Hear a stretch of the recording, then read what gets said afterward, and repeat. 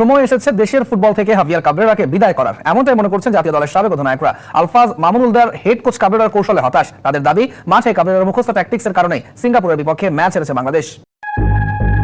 হামজা, সুমিত, ফাহমিদুলকে নিয়ে যেন মার্সিডিজ কিংবা বিএমডব্লিউ এর রূপ নিয়েছে বাংলাদেশ ফুটবল দল, কিন্তু স্টিয়ারিং হাতে এখনো যেন লোকাল বাস ড্রাইভারের মতো ধুকে ধুকে চলছেন হাভিয়ার ক্যাবরেরা। এই স্প্যানিশ কোচের অধীনে বাংলাদেশ দলের বর্তমান অবস্থা প্রকাশে এর থেকে ভালো উদাহরণ হতেই পারে না। দুজনের চেহারা কি অদ্ভুত মিল আছে জন্মস্থানে, এমনকি মিল খুঁজে পাওয়া যায় বসার ভঙ্গিতেও। কিন্তু এই পর্যন্তই। মাঠের ট্যাকটিক্সে গার্দিওলা ও ক্যাবরেরার আকাশ পাতাল পার্থক্য। ক্যাবরেরার মুখস্থ ট্যাকটিক্স আর দুর্বোধ্য টিম সিলেকশনের কারণে বারবার সমালোচিত হচ্ছেন। সিঙ্গাপুর ম্যাচে হারের পর সেই সমালোচনা এবার রূপ নিয়েছে ক্ষোভে। সিঙ্গাপুর ম্যাচে সবচেয়ে বেশি সমালোচিত হয়েছে ক্যাবরেরার শুরুর একাদশ, যেখানে হামজা, সুমিতের সাথে মিডে অধিনায়ক জামাল কিংবা ভুটান ম্যাচের স্কোরার সোহেল রানা নয়, নামানো হয়েছে মোহাম্মদ হৃদয়ের মতো তরুণকে। প্রতিপক্ষ সিঙ্গাপুর জেনুইন স্ট্রাইকার নিয়ে খেললেও পেশাদার লিগের সেরা স্ট্রাইকার আল আমিনকে যথারীতি বসিয়ে রাখেন ক্যাবরেরা।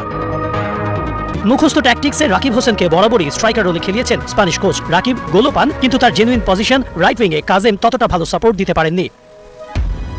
পারফর্ম করুক আর না করুক, বেশ কিছু ফুটবলারের প্রতি ক্যাবরেরার একচোখা নীতি তকমা পেয়েছে সিন্ডিকেটের। সেই ফুটবলারের তালিকায় আছেন সাদউদ্দিনও। লম্বা সময় ধরে অফ ফর্মে থাকা এই লেফট ব্যাককে সিঙ্গাপুর ম্যাচে নামিয়ে হয়নি খুব একটা লাভ, বরং বাংলাদেশের দ্বিতীয় গোল হজমের পেছনে সাদের নিষ্ক্রিয়তা ছিল চোখে পড়ার মতো।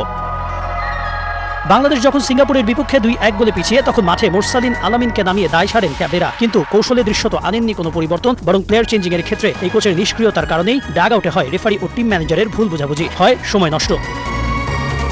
সিঙ্গাপুর ম্যাচের অন্তত 6 দিন আগে সমিত সোমকে পেয়েছিলেন ক্যাবরেরা। হামজার সাথে সমিতকে রেখে মিডফিল্ডে কৌশল সাজাতে এই কদিনের বেশি সময় লাগার কথাও না, কিন্তু মাঠে দেখা যায়নি তার প্রতিফলন।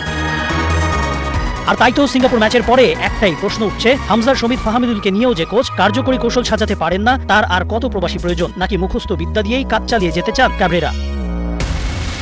জাতীয় দলের সাবেক অধিনায়ক ও মোহামেডানকে পেশাদার লিগ শিরোপা জেতানো কোচ আলফাজ আহমেদ যা বলছেন তা যেন পুরো দেশের ফুটবল সমর্থকদের মনের কথা। একজন কোচের মুখস্থ বিদ্যার কারণে এশিয়ান কাপ বাছাইয়ে শঙ্কায় বাংলাদেশের ভাগ্য।